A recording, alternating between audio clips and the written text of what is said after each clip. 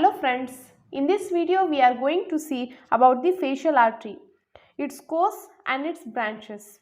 As the facial artery, it arises from the external carotid artery in the neck at the level of the greater conus of the hyoid bone. That is, here we can see it arises from the arises from the external carotid artery at the level of the greater conus of the hyoid bone. Then from here it forms the loop around the course in the submandibular region, and then it enters the face by winding around the mandible and by piercing at the deep cervical fascia. In this way it enters in the face. That is, first of all, it arises from the external carotid artery at the level of the greater conus of the hyoid bone. Then it gets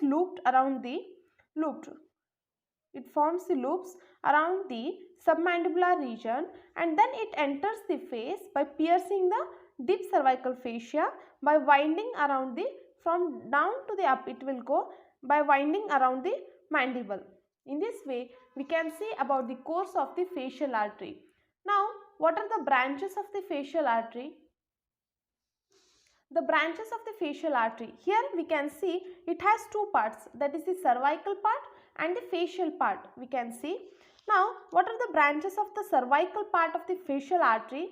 It is that ascending palatine artery, then tonsillar artery, then glandular branch, then submental artery and muscular branches which supplies to the muscles.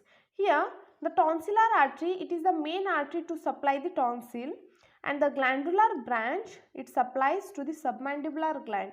In this way, this ascending palatine artery and tonsillar artery, then glandular branch and submandibular artery and muscular branch. In this way we can see about the cervical branch. And what about the facial part?